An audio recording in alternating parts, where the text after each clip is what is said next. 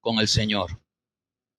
Hoy queremos recibir de parte del Señor una palabra que le voy a invitar que busque en su Biblia el libro de los Hechos, capítulo 9.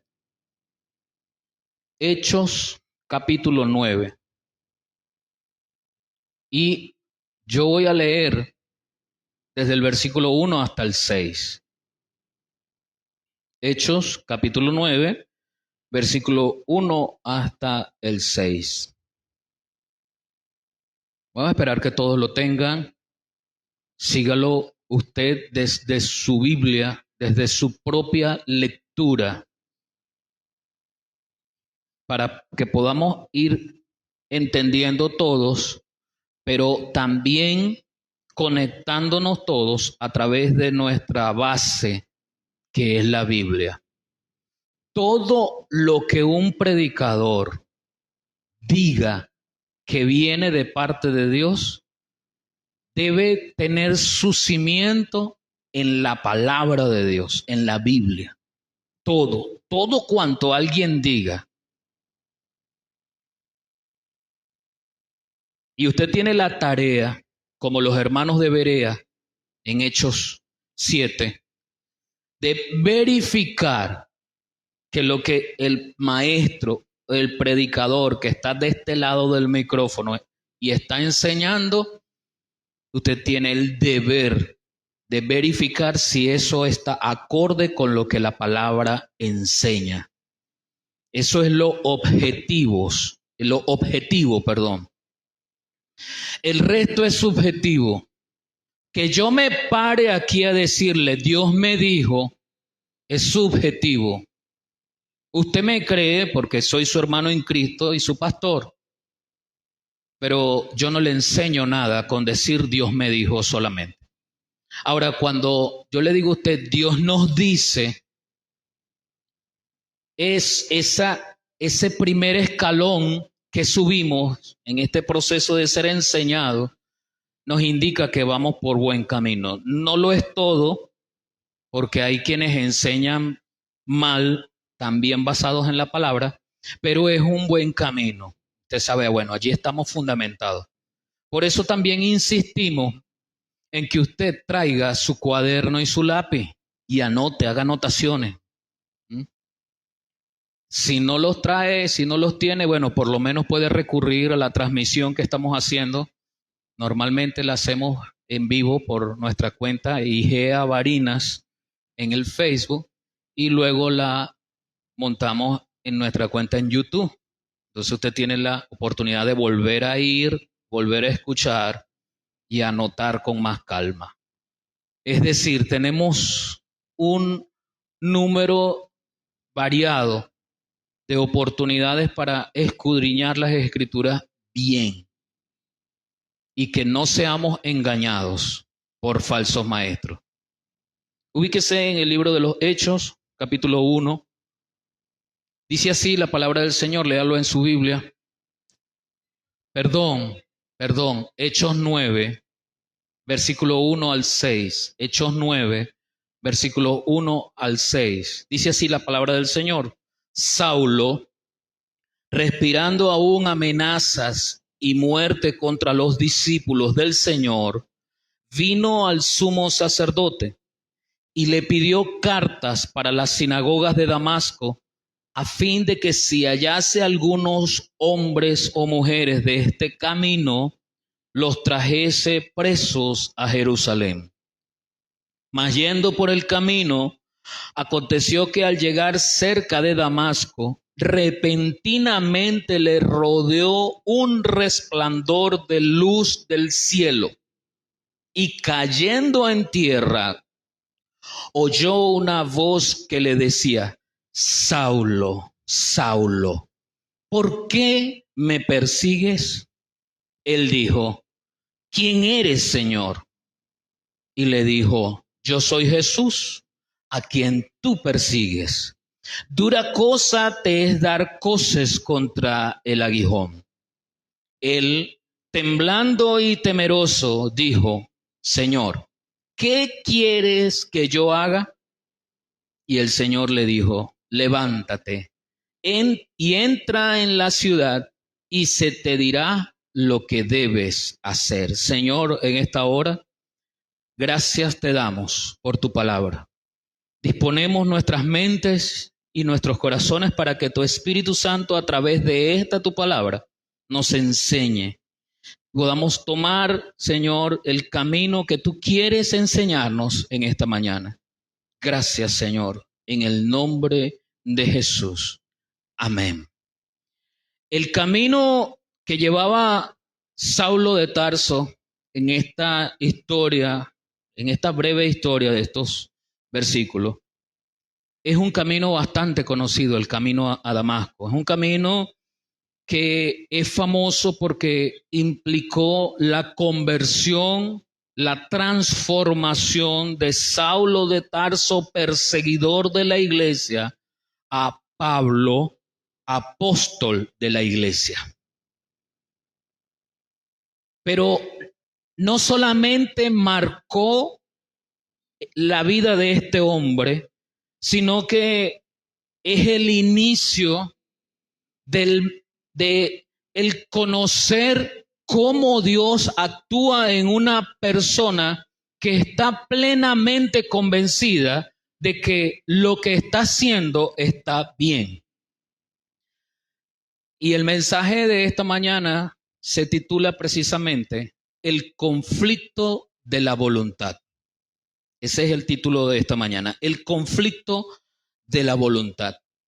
Y resulta, hermanos, que la voluntad, que es un tema, hablamos el domingo pasado acerca del dominio propio, tenía que ver precisamente con el hecho de dejar espacio para que el dominio propio que viene de Dios como don a usted y a mí, sea el que reine en nuestros corazones, el que gobierne nuestros corazones y no nuestro ego. No es nuestra fórmula de ver cómo es el dominio propio. Hoy continuamos profundizando el alma del ser humano, porque el conflicto precisamente viene allí, la batalla precisamente viene allí, cuando mis sentimientos, mis emociones son las que están gobernando las decisiones de mi vida. La toma de decisión del ser humano está normalmente asociada al alma. Siempre con regularidad hemos dicho que el alma es el asiento del conocimiento, de la lógica y de las emociones y sentimientos. Nosotros tomamos decisiones en función de la razón y la lógica, o tomamos decisiones en función de las emociones o del intelecto. Pero en lo espiritual, el Señor nos ha dotado sobre nuestras vidas, a través de su Espíritu Santo, nos ha dotado o nos ha dado la capacidad de tomar decisiones en Cristo. Pero, ¿qué sucede cuando nosotros creemos que esas decisiones que hemos tomado están bien? ¿Qué pasa cuando hemos visto nuestra vida según nuestro propio concepto y la calificamos como algo bueno? Y cuando alguien me dice que no es así, pues normalmente hallo la fórmula para compensar a través, por ejemplo, de argumentos, para compensar el por qué tomé esas decisiones que me han traído hasta hoy. Y esas decisiones que me han traído hasta hoy, que me hacen ser quien soy hoy, esas decisiones pueden ser buenas y malas. Ambas me han traído hasta hoy.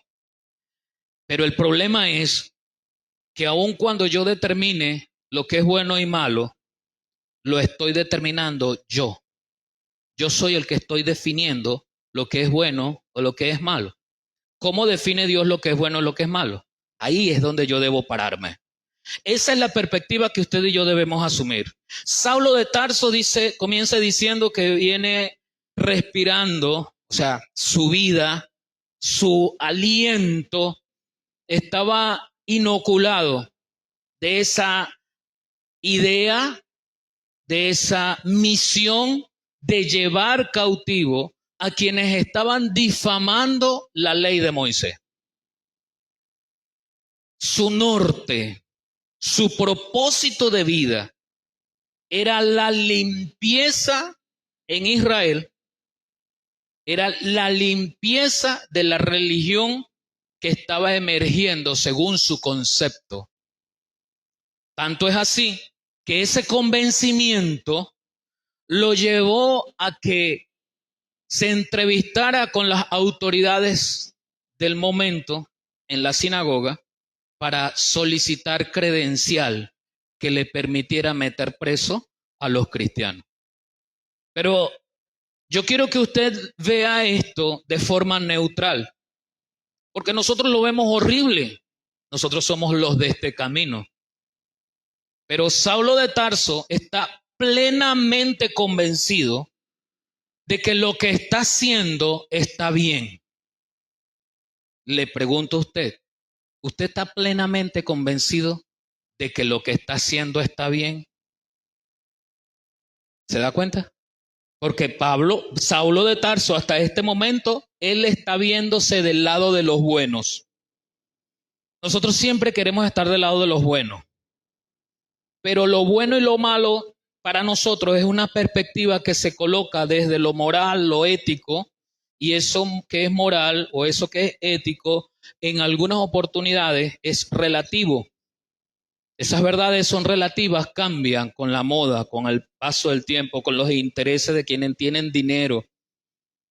En los años 50, más o menos, las propagandas en la televisión permitían que los doctores salieran fumando. Y ellos hacían propaganda al cigarrillo para vender cigarrillos, los doctores, imagínense, por allá en Norteamérica. Esa era una verdad relativa en ese momento, no hay nada de malo, tranquilo, y te lo está diciendo un doctor. ¿Ve? Si usted confía, no, si me lo está diciendo un doctor, esto es ciencia, esto es verdad. Pero los años, dijeron, el transcurrir de los años y la separación hasta cierto punto de los intereses económicos y la medicina y la ciencia lograron despegarse de esa realidad. Y ahora los doctores hablan sobre lo dañino del cigarrillo. Pero hace el siglo pasado, hace unos cuantos años atrás, esa verdad era verdadera en ese momento. ¿Sí me está captando lo que le estoy diciendo? Esa parte ética o moral de la cual nosotros hacemos uso para distinguir lo bueno y lo malo, este sistema, esta sociedad la relativiza. Es decir, es relativo, depende del tiempo, de la moda, de la cultura, de los países, depende de la economía, depende de quién esté mandando, es una verdad. Si no, es mentira. Hoy puede que sea una verdad, pero dentro de 5 años ya no es verdad. Eso sucede. Estudie la historia de la sociedad, la historia de la humanidad, y se dará cuenta cómo el principio de la ética y la moral, estudiada desde hace muchos siglos atrás por grandes filósofos, cómo ese principio va cambiando con las edades, con el paso del tiempo. Saulo de Tarso está plenamente convencido de que lo que él está haciendo está bien. Saulo de Tarso está plenamente convencido que él está del lado de los buenos. Y aquí es donde me llama la atención preguntar, ¿y es que acaso el lado de los buenos tiende a marcar el lado de los malos de una manera fatal? Puede que sí, puede que no, pero viene de parte de Dios. Ahora, fíjese en esto. De este espacio que tenemos, yo quiero abordar 3 elementos fundamentales acerca precisamente de la voluntad. Cuando usted sabe que usted está bien, que usted está del lado correcto, Usted ejerce el poder de elegir, de tomar decisiones en función de eso que usted cree que está bien. La forma de criar a sus hijos, la forma de usted llevar y tratar a su esposo o a su esposa, la forma de trabajar, la forma de conducir. ¿Mm? Aquí en Venezuela ya el semáforo no es una señal de tránsito que determine que el rojo es pare. O sea, el rojo es pare mientras no haya gente. Y si usted se para en el rojo, el de atrás está desesperado porque no viene gente. Y te toca corneta, ¿ves? Porque él trae una realidad distinta a la tuya. Y él cree que está bien, porque es la viveza del criollo, así le llamamos, ¿ves? Porque queremos argumentar que mi necesidad ahora, mi presente ahora es mi verdad, según mi necesidad. Y eso aplica a todo el mundo. Porque el problema no es que no sea mi verdad. La cuestión es que yo quiero que los demás entren en mi círculo, en mi verdad. Y como yo voy apurado y a mí me parece que el que está delante es un tonto porque se para y no hay tráfico, entonces yo le toco corneta y lo insulto para que él pase y lo justifico. Si alguien llegara a decirle, mira, pero está en rojo, no chico, la viveza criolla, tienes que ser más ágil que los demás. Y con eso queremos tapar algo que no está bien. ¿Me explico con eso, hermano? Eso es una realidad que yo no sé si acontece en otro país, pero pasa aquí en Venezuela, sobre todo aquí en Barinas. Y digo sobre todo porque no vivo en otro lugar. No sé si por allá, por otro lugar, en Caracas, en Valencia, en otro lado, en Apure, pasará, pero pasa aquí en Barinas. Ahora, nosotros nos encontramos con la realidad de la omnisciencia de Dios ante la ceguera del humano. Es posible que yo tenga una base por el cual yo voy a tomar las decisiones, pero esa base, como le expliqué, es en función de teorías, verdades relativas, circunstancias de vida que no son aplicables a todos. Pero Dios es omnisciente, Dios lo sabe todo. Y esa omnisciencia pone a Dios alejado en su pensamiento de mi pensamiento. Lo pone alejado. Me pone a mí lejos de saber ese pensamiento. Porque Dios lo sabe todo. No solamente de mi vida, sino de toda la humanidad en todo el globo terráqueo. Dios lo sabe todo. Quizás mi vida para mí tiene una verdad que digo yo no afecta a los demás. Pero tu verdad, tu vida, sí afecta a los demás. Cuando tú, por imprudencia, señor o señora que va en una moto, en un vehículo, cuando por imprudencia, por querer ser más que los demás, te atropellan, tu familia sufre. Tu familia sufre. Y aquí más, porque vas al hospital y no vas a encontrar una tomografía que te la hagan en el hospital. Entonces, tu familia no eres tú, es tu familia la que sale corriendo a buscar quién sabe de dónde, a buscar dinero para poder hacerte una tomografía. Sufre la familia. Yo he hablado con personas que dicen que ellos no tienen seguro funerario porque, bueno, cuando ellos se mueran, que vean a ver los otros. Una forma egoísta de ver las cosas. Qué bien, te moriste y ahora tu familia tiene que comprarte la urna. Qué bien cara que es. Tiene que pagar el sepelio. Y si uno se muriera con agenda, ¿verdad? Y uno le dice a la familia, mire, vaya preparándose. En enero del 2028 me muero. Me va a morir a eso como de las 9 de la mañana para que usted se vaya preparando familia y vaya comprando la urna, vaya comprando el sepelio. Si eso fuera, otra cosa. Pero uno se muere en el momento menos pensado, donde la familia no tiene dinero. Y hay quienes todavía quieren decir, no, yo me muero y yo no voy a saber nada. Sí, pero tu verdad, que según dice solo te afecta a ti, también afecta a quienes te rodean. Y dejas a una mamá de 70 años pidiendo dinero para comprarte la urna, que fuiste irresponsable en no tener un seguro funerario, pagándolo a tiempo. ¿Te das cuenta? Que nuestras verdades que nosotros creemos que son nuestras nada más afectan a nuestro alrededor. La omnisciencia de Dios nos lleva a pensar que mis caminos no son los caminos de Dios si yo no los sigo a Él de la manera como Él quiere que yo lo siga. El apóstol Saulo de Tarso estaba plenamente convencido que él seguía a Dios, pero no había escuchado la predicación realmente como debía ser.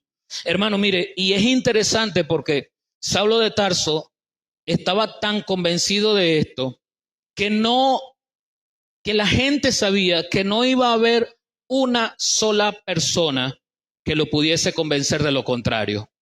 Y su vida tuvo que ser truncada en un momento determinado exclusivamente por Dios para que él pudiese entender que estaba mal, que estaba del lado equivocado. Y ahí es cuando nosotros analizamos nuestra vida.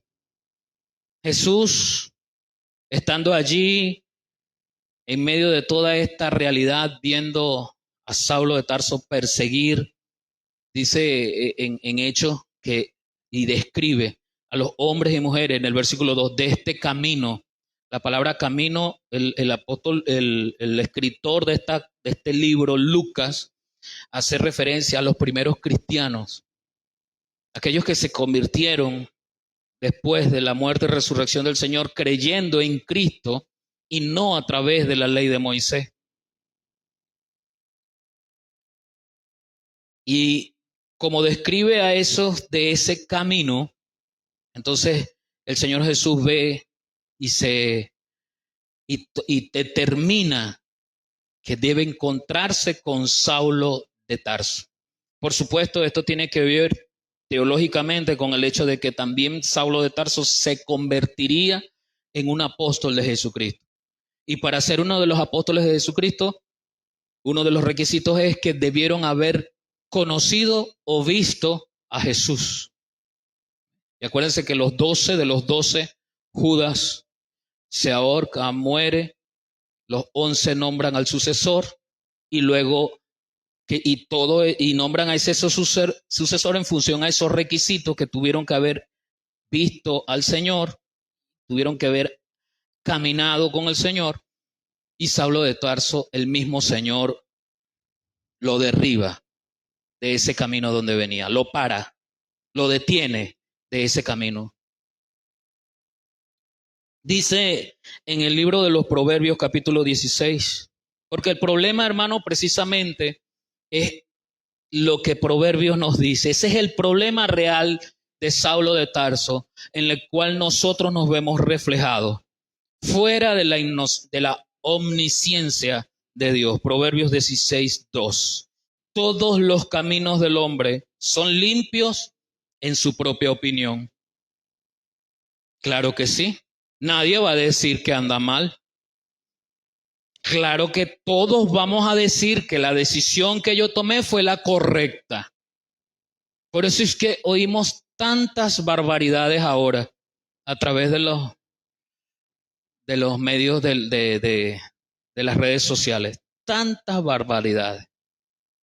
Tantos testimonios falsos de hombres y mujeres cambiando de esposo porque Dios me dijo que ella era mi esposa. ¿Ves?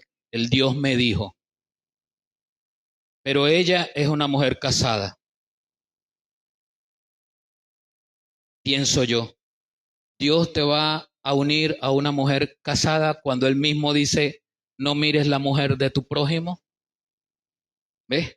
Pero excusamos eso con el Dios me dijo, Dios me mostró. Y el camino que elijo al unirme con una mujer casada, yo lo justifico y digo, estoy bien.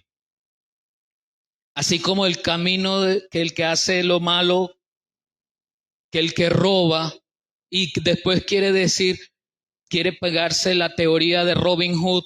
¿Se acuerda de esa película?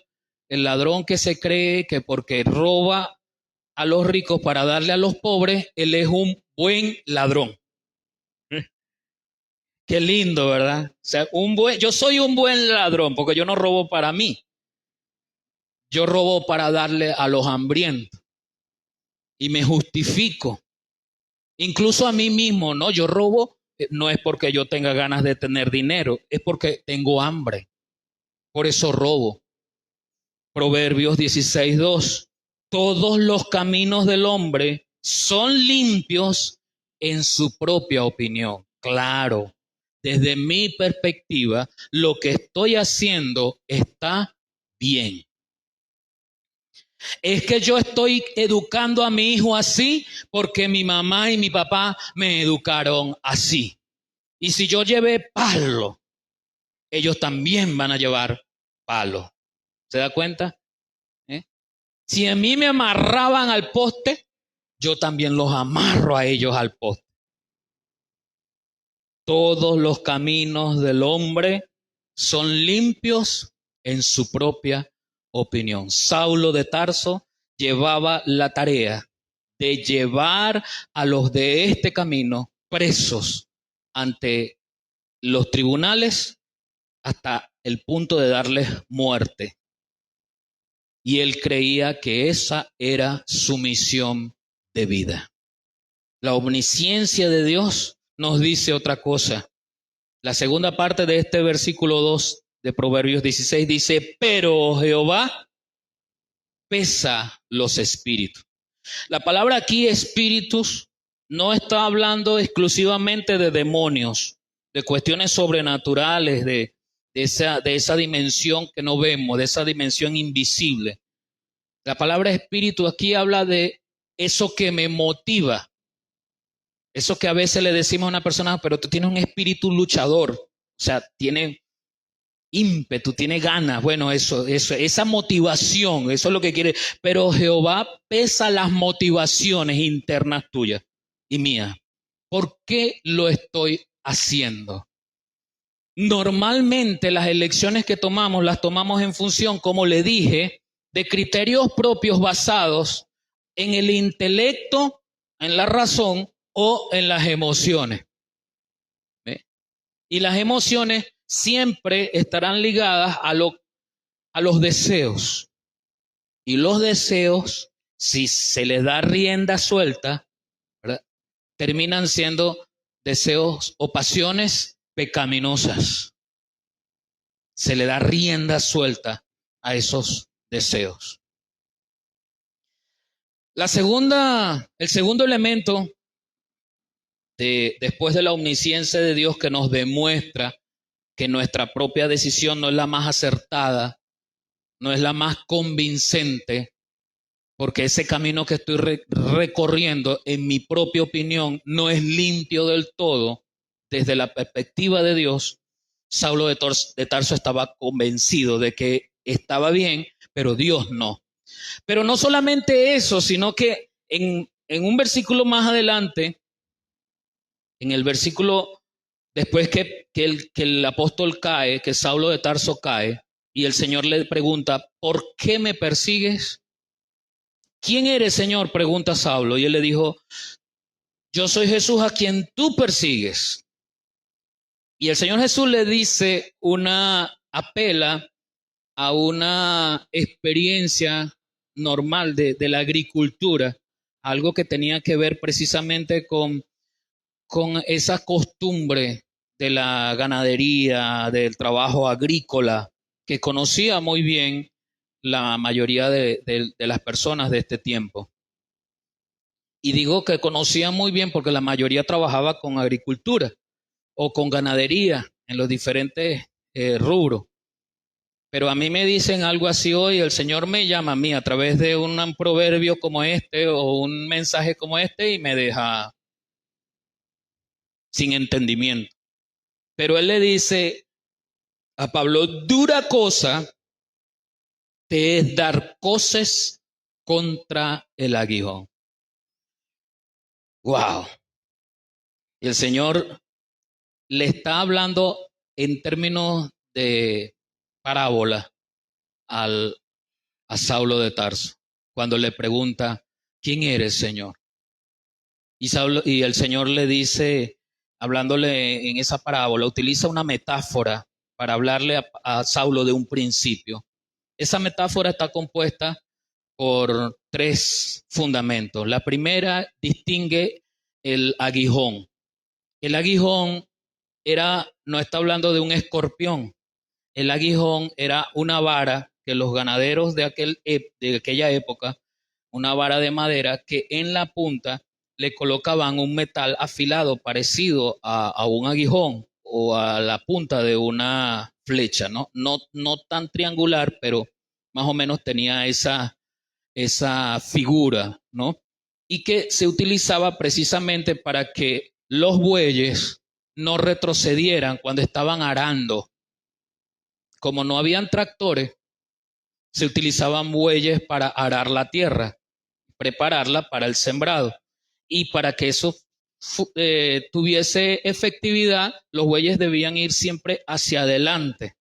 En algún momento, cuando de repente la tierra o la parte de atrás del mecanismo de arado se atascaba, el buey de pronto quería regresar, quería irse para atrás. Entonces, este aguijón que estaba colocado hacia adelante, pero en la parte de atrás del buey, no permitía que él regresara, porque al dar una patada hacia atrás, se pullaba con el aguijón. Y eso lo impulsaba a seguir adelante porque le provocaba un dolor. El otro elemento es dar coces en plural. El singular de la palabra coces es la palabra cos, con Z, C-O-Z. Esa palabra cos es la patada que da el animal hacia atrás para el regresarse. ¿Ves? Y el tercer elemento es la acción que el animal hace precisamente para resistirse a seguir. Y entonces él quiere regresar. Pero lo que quiere el agricultor es que él siga para que se siga abriendo la zanja. Entonces colocaban esa vara, ya le expliqué, con esa punta que era un aguijón, era una punta de metal, y en la palabra cos, o en plural coces, era la patada que daba el animal para ir hacia atrás. Quiere decir que cuando el animal quería hacer su voluntad e ir hacia atrás, le dolía. Y al final tenía que ir hacia adelante por dolor, porque sabía que ir hacia atrás le producía dolor. Porque el animal se forma a través del instinto, tienen un instinto natural, pero se forma a través de los hábitos. Y usted pasa un tiempo enseñándole un hábito al animal, bien sea por castigo o por premio, él se va acostumbrando a hacerlo. A orinar aquí, a hacer su necesidad de popó allí, a comer allí, pero eso hubo un trasfondo, ¿no? Eso hubo un tiempo donde se estuvo habituando, bien sea por el premio, te lo ganaste, o por el castigo, y te lo di, que le produce dolor. No estoy defendiendo que los animales se le peguen, no estoy hablando de que esas son algunas fórmulas que se usaban. Y es a la referencia en una metáfora de origen agrícola que el Señor le está dando a Saulo de Tarso. Dura cosa te es dar coces contra el aguijón, le dice el Señor. La patada que el buey hacía para liberarse y regresar, lo hería más. Y ese dolor entonces impulsaba al buey a seguir hacia adelante y seguir con su labor sin retroceder. La resistencia que este animal producía para no hacer lo que su dueño quería que hiciera, le causaba dolor.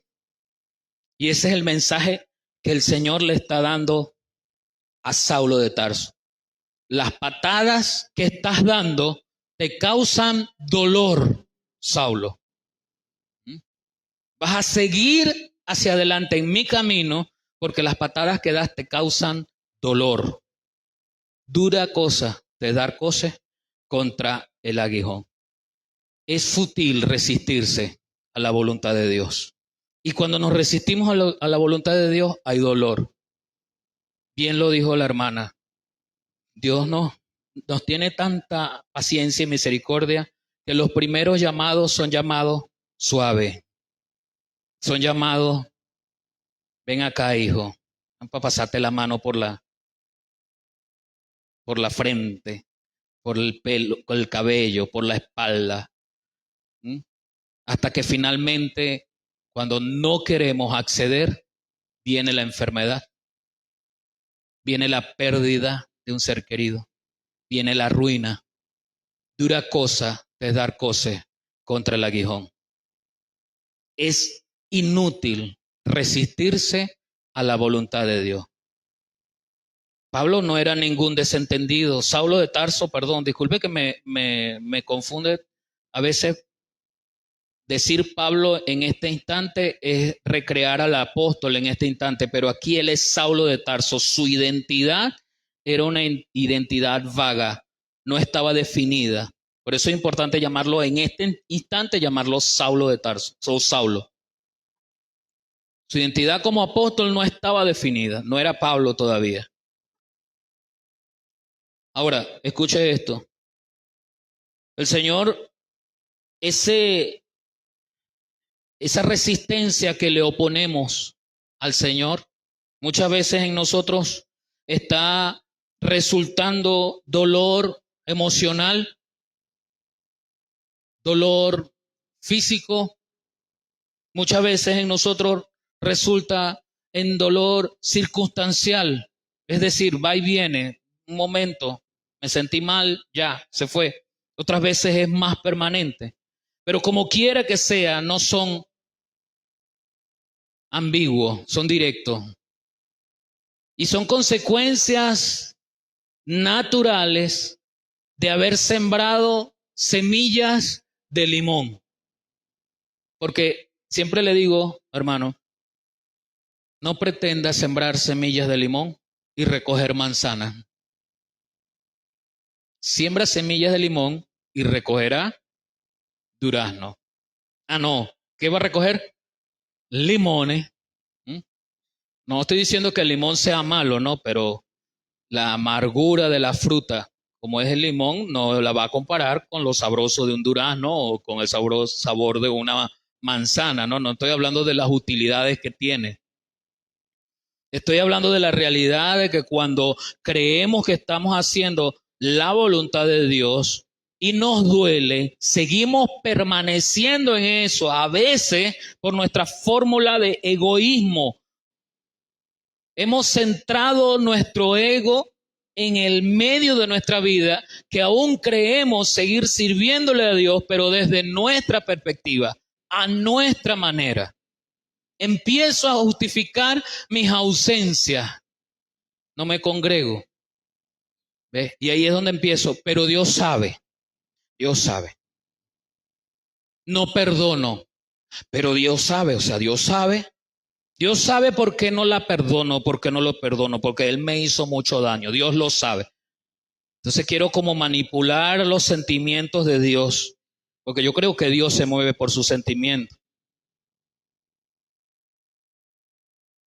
Y estoy alejado de seguir buscando la voluntad de Dios porque mi voluntad se quiere imponer con mi razonamiento. El razonamiento de Adán cuando el Señor le dice a Adán, ¿qué pasó? ¿Qué hiciste? Se lavó las manos Adán. Señor, la mujer que tú me diste. O sea, yo estaba bien aquí solo, Señor. No sé cómo se te ocurrió la brillante idea de mandarme a una compañía, pero yo estaba bien. No hubiese comido de eso si la mujer que tú me mandas no hubiese estado. ¿Ves? Nuestro ego siempre va a hacer que argumentemos nuestras decisiones. y todo es, o todo será, Dios entiende. Dios sabe por qué yo no puedo dar. Dios me conoce que yo quiero, pero no puedo. ¿Ves?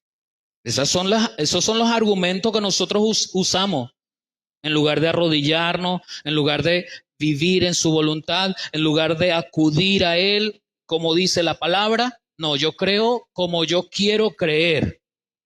Pero la verdad es que la palabra me enseña, el que cree en mí, como dice la Escritura, no como a mí me parece, no como me dice la tradición, ni como me enseñaron mis padres, es como dice la Escritura. Saulo de Tarso está en medio de esta metáfora. Dura cosa te dar coces contra el aguijón. Y a veces tenemos, hermanos, hasta el atrevimiento de discutir con Dios. Señor, pero ¿por qué me pasa esto a mí? Y pretendo darle a Dios la imagen limpia de mi vida. Señor, pero tú sabes que yo soy pastor. Señor, pero tú sabes que yo he entregado mi vida al servicio tuyo. Señor, tú sabes que yo oro todas las mañanas. Señor, tú sabes que yo le doy a los pobres, que yo comparto las cosas. Ve, comienzo a tratar de manipular a Dios, a torcerle el brazo a Dios para que Él realmente me vea como yo soy, como si Él no me conociera. Pero mi mente funciona así, nuestra mente funciona así. Y queremos argumentar contra Dios o con Dios. Fue lo que le pasó en el libro de Job. Todo este entramado de dificultades que Job tenía, sus amigos llegaron. Job empieza a altercar con Dios.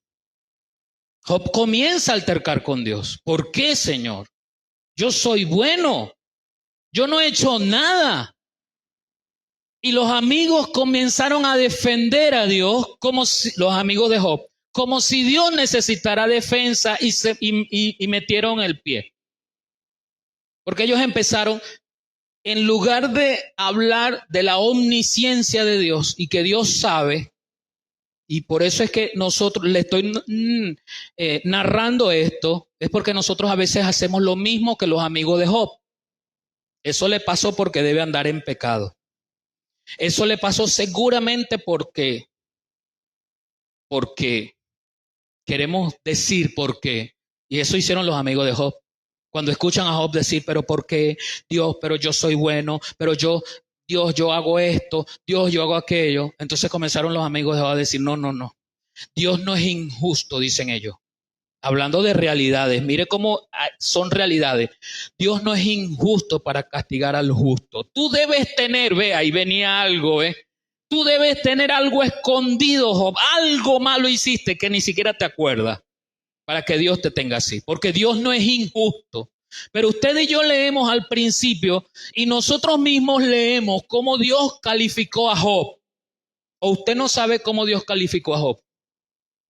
Porque no lo está calificando el autor del libro, no lo está calificando un ángel, no lo está calificando un profeta, lo está calificando Dios mismo. ¿No has visto a Job? Justo y temeroso, palabras mismas de la boca de Dios. Y los amigos de Job le dicen a Job, no, Job, Dios no es injusto, tú debes tener algo por la cual, algo malo, debiste haber hecho algo malo para estar pasando por allí. Dios no te va a pasar por allí si no tienes nada malo. Era un argumento que a los ojos de los amigos de Job estaba bien, defender a Dios. Pero no era lo correcto. No podemos argumentar con Dios. El profeta Isaías en el capítulo 45, versículo 9, dice, ay del que pleitea con su hacedor, el tiesto con los tiestos de la tierra. Dirá el barro al que lo labra, ¿qué haces? ¿O tu obra no tiene manos?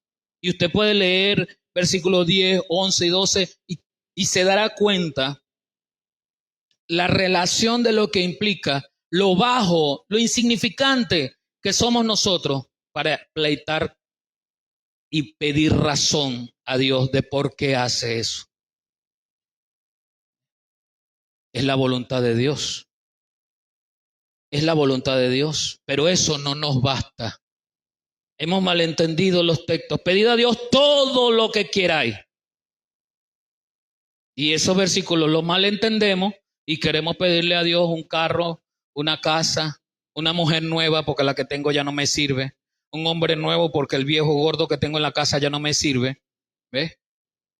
Empiezo a pedir locuras, como si eso fuese parte del paquete que está diciendo allí, que pidamos todo lo que queramos. Sacando de contexto un texto para generar un pretexto de nuestra vida, de nuestra fórmula de vida. Nosotros tenemos convicciones tan minúsculas frente a la omnisciencia de Dios, tan minúsculas, y con todo queremos desafiar a Dios. ¿Por qué lo permite Dios? ¿Por qué será que si Dios tiene todo el control, por qué permitió que se murieran esos niños? ¿Ves? Yo quiero que Dios me dé razón de sus acciones a mí, que es como si la olla de presión suya le hablara pidiéndole razón porque usted quiere ablandar unos huesos. Usted metió unos huesos en la olla de presión suya y los quiere ablandar, ese es problema suyo, usted quiere. La olla de presión es suya y los huesos son suyos. Usted los compró, ¿o no? Y de repente la olla de presión cobra vida y le dice, epa, pero ¿por qué me estás poniendo a ablandar aquí la cosa? Ya tengo tanto calor y esos huesos nunca se van a ablandar. Dame razón, ¿por qué? ¿Acaso que yo tengo? Tú eres mi olla de presión. Le estoy utilizando un simbolismo, ¿no? ¿Cómo es? Fantasioso, pero a la vez que me entienda lo que significa nosotros discutirle y pedirle razón a Dios. Si esa es su voluntad. Y queremos que Dios nos explique por qué tomó esa decisión. Somos tan pequeños en este universo frente a la omnisciencia de Dios. Es inútil que nosotros nos resistamos. Dura cosa te dar cosas contra el aguijón. Seguimos la voluntad de Dios porque Dios es eterno. Dios es el creador. Dios es omnisciente. Dios es omnipotente. Tenemos que buscar la voluntad de Dios. Tenemos que andar en la voluntad de Dios. Sin buscar explicaciones. Yo sé que eso es algo muy propio de nosotros los seres humanos. Queremos la razón de las cosas. Buscamos siempre y la ciencia nos invita a responder, a cuestionar la realidad. ¿Por qué? Nos ha llevado a estudiar lo más minúsculo, lo más pequeño, lo más diminuto de las cosas, hasta llevar al átomo y a unidades más pequeñas para saber por qué el mundo existe como tal. Pero la filosofía también hace su trabajo, ha hecho su trabajo en nosotros, buscando a través del pensamiento y la razón explicar la existencia del ser humano. Y los grandes filósofos han hablado acerca precisamente del propósito del ser humano: nacer, crecer, multiplicarse y morir. La razón del ser humano. Pero Dios le revela al profeta en Eclesiastés la realidad de la vanidad de esta vida frente a lo eterno, frente a lo que Él nos da en la vida eterna. Y nosotros hacemos vida y tenemos ganas de hacer y de vivir en esta vida. No sembramos para más allá. No hacemos cosas para más allá. No vivimos conforme a lo que el Padre quiere que vivamos si no recibimos una recompensa natural que nos conecte con el materialismo, que nos conecte nuestras emociones con lo que tenemos, palpamos, saboreamos, vemos. Nuestros sentidos, ¿se da cuenta? Somos seres sensoriales, sí, Pero el apóstol nos enseña que en el primer Adán éramos alma viviente. Sentíamos con nuestras emociones. Pero en Cristo, ¿cómo nos define el apóstol? ¿Mm?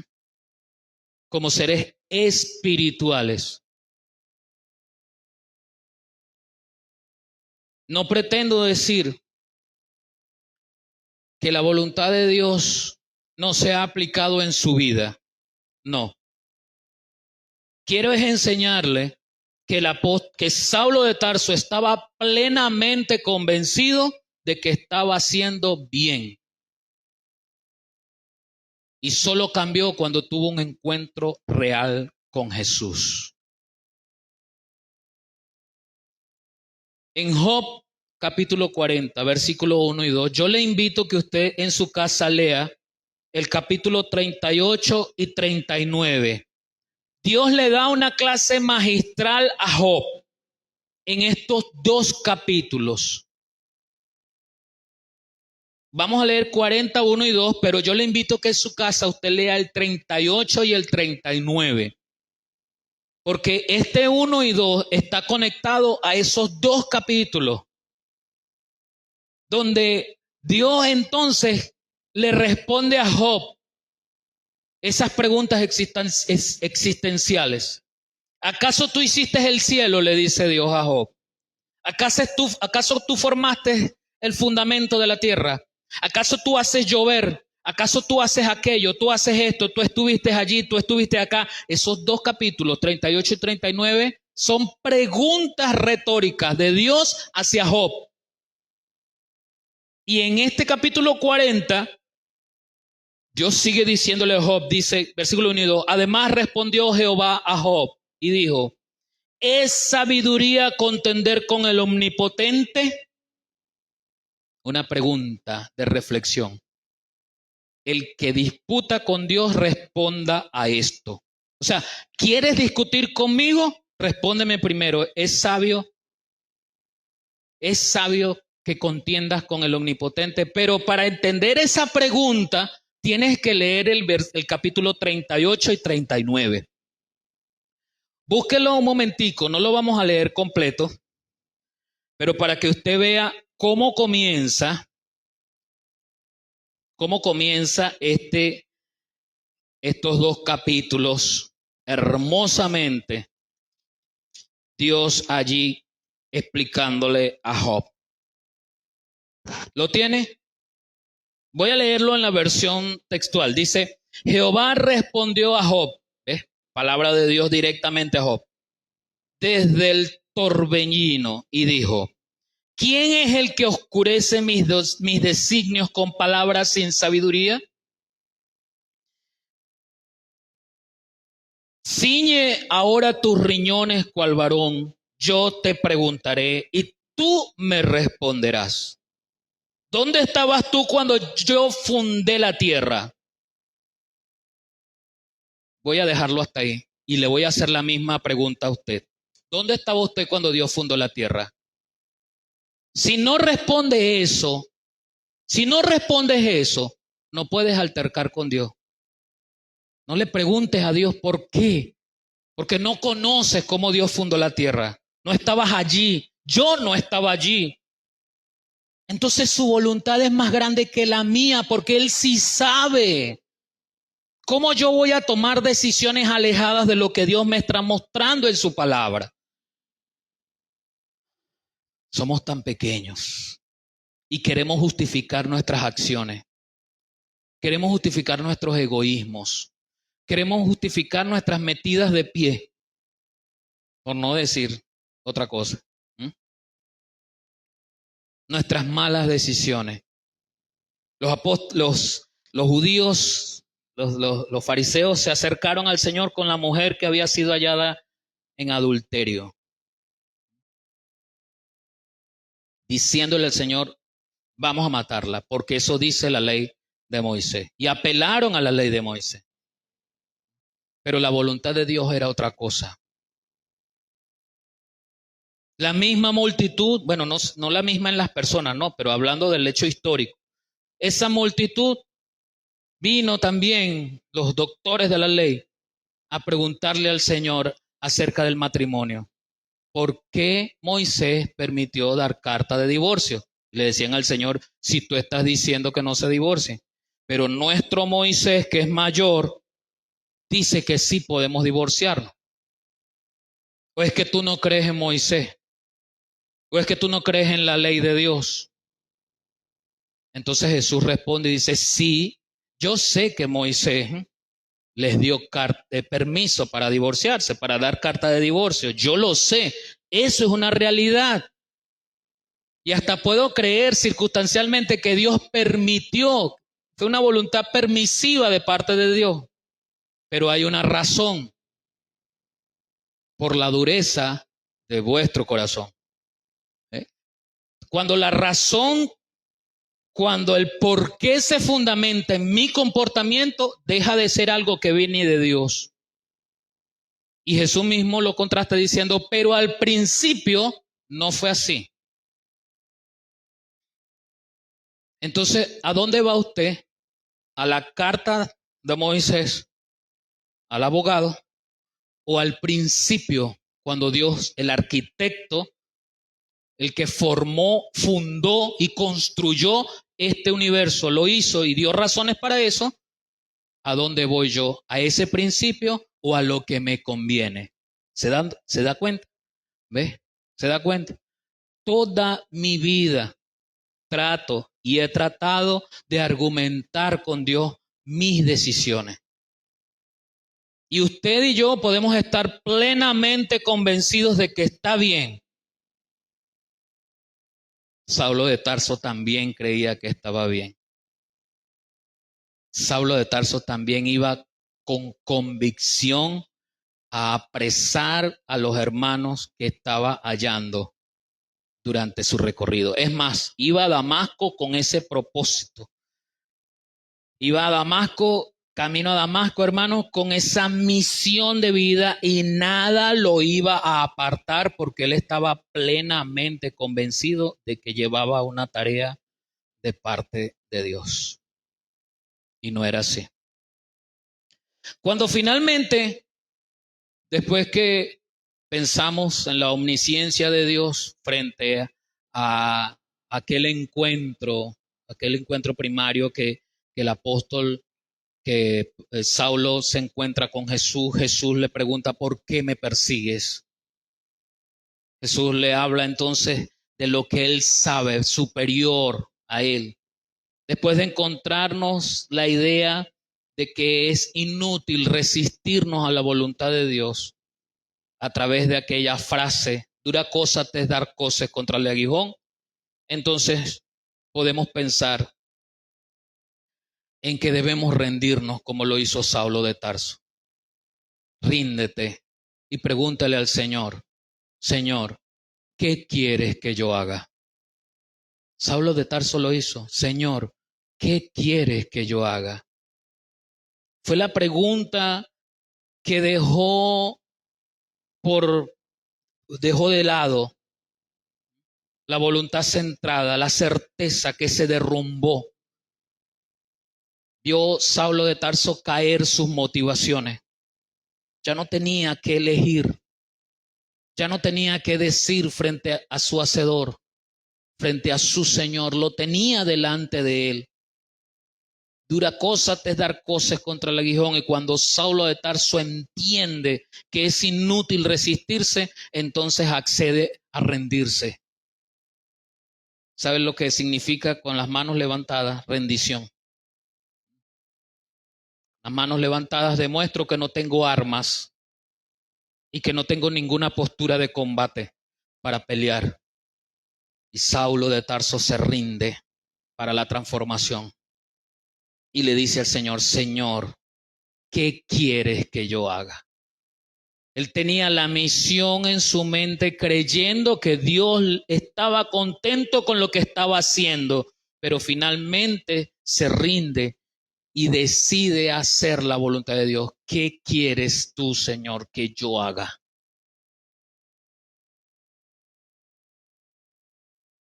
La voluntad de Dios a menudo implica un cambio de identidad, un cambio de propósito, una vista distinta a como lo estamos percibiendo, un andar diferente. Eso se nota. No es fácil. Nadie está diciendo que es fácil. Hermano, usted sigue leyendo el versículo 7 en adelante del libro de los Hechos capítulo 9 y se dará cuenta que para Pablo no fue fácil desde el principio, no fue fácil hasta el final, no fue fácil. Lea. Ve, el Señor le dice, ve a tal parte que allá se te dirá qué hacer. Mire, y el Señor tuvo que aparejar todo porque si no, a Saulo lo dejan solito. Y el Señor le dice a aquel donde iba a ir, mira, va a venir un hombre, Saulo tal, y ese hombre, Señor, pero es que yo sé que ese hombre es un perseguidor de la iglesia, me va a llevar a mí preso. Usted recíbalo, porque yo le estoy diciendo que le reciba, le dice el Señor. No en esas palabras, yo se lo estoy traduciendo a una versión distinta. Pero siga usted leyendo para que vea que Saulo de Tarso comenzó a recibir discriminación. Aún después de que dio, hermano, que dio testimonio de su cambio, la gente seguía luchando contra este predicador. Y usted sabe cómo después de haber sido encarcelado y después de haber sido golpeado, él mismo pidió audiencia frente al César. Y él mismo da testimonio. Yo sé que me espera la muerte. ¿Ve? Para Saulo de Tarso no fue nada fácil, hermano. Esa transformación, esa rendición a la voluntad de Dios no fue nada fácil. Pero como lo escribió él mismo de testimonio en su vida en Filipenses, estando preso con un grillete, porque así escribió Filipenses, preso con un grillete en el pie, en el tobillo. Y escribió sobre estar gozoso, sobre gozarse en medio de cualquier circunstancia de vida. Y él estaba preso. Saulo de Tarso, convertido ya en el apóstol, uno de los apóstoles más prominentes del Nuevo Testamento, con gozo vivió su vida difícil como apóstol, discriminado por los mismos hermanos, por la misma iglesia. Hizo defensa de su apostolado. Es cierto, yo no anduve caminando con Jesús como los demás apóstoles, dice el apóstol Pablo, enseñándole ya a la iglesia. Pero eso no me hace menos que nadie. Yo recibí de parte del Señor lo que también os he enseñado, que el Señor Jesús la noche que fue entregado y yo no estaba allá, partió pan. ¿Quién se lo dijo? El mismo Señor. ¿Se da cuenta? Siempre, constantemente el apóstol Pablo tuvo que estar luchando contra la discriminación, contra el menosprecio por esa vida que llevaba antes, la cual él creía que estaba siguiendo el bien y estaba en la voluntad de Dios. Él creía, pero que ahora que decidió levantar sus manos y decirle, Señor, ¿qué quieres que yo haga? Se enfrenta entonces a un cambio difícil, pero no huyó de ese cambio, no huyó de esa transformación. Más bien empezó a enseñarle a la iglesia, empezó a enseñarte a ti y a enseñarme a mí de qué manera podemos evitar nuestra voluntad, nuestra propia e incipiente, porque es incipiente, es insípida, no tiene ninguna razón, ningún sabor, nuestra propia voluntad, nuestra propia forma de tomar decisiones. Y él nos enseña en la carta a los Romanos, capítulo 12, versículo 12, lo voy a leer en la Nueva Traducción Viviente, un texto bastante conocido, poco practicado, poco estudiado, realmente como es. Romanos capítulo 12, versículo 2. ¿Cómo rendirse al Señor? ¿Cómo decirle al Señor y recibir de Él después que yo le pregunte qué quieres que yo haga? ¿Cómo rendirse al Señor? Y la respuesta: no imiten las conductas ni las costumbres de este mundo. Más bien, dejen que Dios los transforme en personas nuevas al cambiarles la manera de pensar. Tu cambio, mi cambio, viene por una forma de pensar distinta. Ya no puedo argumentar eso de que todo el mundo lo hace así. Ya no puedo argumentar eso de que a mí me enseñaron a hacerlo así y siempre lo voy a hacer así. Dice el apóstol, más bien dejen que Dios los transforme en personas nuevas al cambiarles la manera de pensar. Solo en ese momento, dice el apóstol, entonces aprenderán a conocer la voluntad de Dios. Solamente con una mente transformada que nos haga pensar distinto al montón, nos hará conocer la voluntad de Dios. Y esa voluntad de Dios tiene 3 características importantes. Es buena,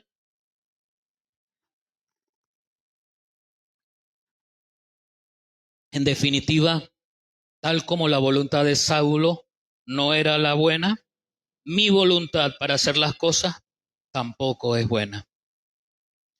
Pero la voluntad de Dios sí. La voluntad de Dios es buena. Esa es la definición de lo bueno que tú y yo tenemos que buscar, la voluntad de Dios. No son mis ganas, no son mis emociones, no son mis sentimientos. Yo siempre le digo a los jóvenes, muchachos, mire, cuando usted se casa con su muchacha, no tienes que casarte con ella solamente porque es ¿cómo es? El perfil ideal. Por supuesto, nosotros somos seres humanos y nos gusta, tenemos un punto de atracción, ¿verdad? Hay quienes les gustan las morenitas, las negritas, las blanquitas, hay quienes les gusta el pelo liso, el pelo ondulado. ¿Mm? O sea, cada quien tiene sus gustos, pero ir a un matrimonio basado en esos gustos, wow, espere que pase 15 años. Espere que pase 15 años. ¿Mm? Y la muchacha empezará a ver la barriga en el muchacho. Y ella dice, pero yo no me casé, cuando me casé, tú no tenías esa barriga. Yo le doy gracias a Dios porque yo siempre he sido gordito y mi esposa siempre me vio y me conoció así gordito. ¿Mm?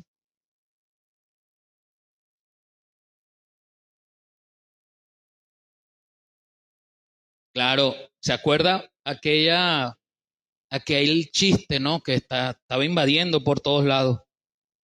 Cambio una de 30 por 2 de 15. Cambio una de 40 por 2 de 20. Por supuesto, hermano. Ya después que tú tienes 20 años con tu esposa, las arrugas comienzan a aparecer. No importa cuánto Botox te inyectes. Sí, es Botox, ¿no? No importa, esas arrugas van a llegar. No importa cuánta pintura te echen. En algún momento se acabará la pintura y esos pelitos blancos comenzarán a ganar. ¿Ah? Y empiezas a extrañar a esa mujer con la que te casaste hace 25 años.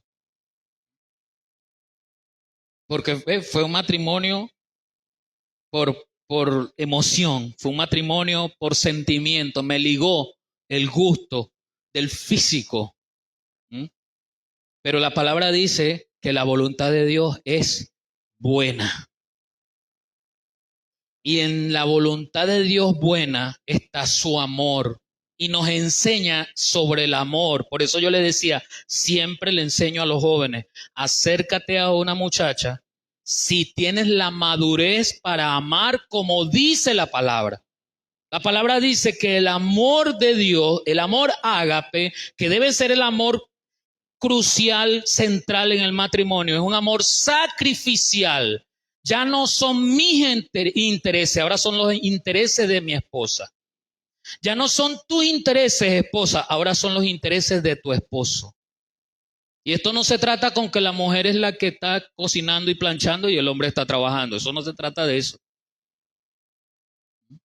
Se trata de una relación íntima donde los intereses de mi esposa están por encima de los míos y los intereses del esposo están por encima de la esposa. Y ahí se complementa. Por eso la mujer es ayuda idónea. Entonces la voluntad de Dios es buena. La voluntad de Dios es agradable. Duele, pero es agradable. Es difícil, sí, pero es agradable. ¿Agradable a quién? Agradable a Dios. Entonces toda la motivación para yo hacer las cosas las hago para agradar y glorificar a Dios, no a mí, ni a usted, es a Dios. Y finalmente, la voluntad de Dios es perfecta. La frase de Jesús a Saulo es un acto de misericordia. Y la oportunidad que le da Jesús a Saulo de arrepentirse es un acto de soberanía de parte de Dios. Y vuelve a entrar en juego la misericordia. ¿Qué quieres que yo haga? Y el Señor le da la oportunidad. Y usted conoce ahora la transformación. Saulo de Tarso, Pablo el apóstol. Saulo de Tarso, Pablo el apóstol. Cambió su identidad. Rendirse a la voluntad de Dios cambió su identidad. Saulo de Tarso, Pablo el apóstol. Rendirse a la voluntad de Dios cambió su propósito. Iba camino a Damasco a apresar a los cristianos. Ahora va camino a las naciones a predicar la palabra. La transformación hacia la voluntad de Dios cambia nuestro propósito. Cierre sus ojos por un momento.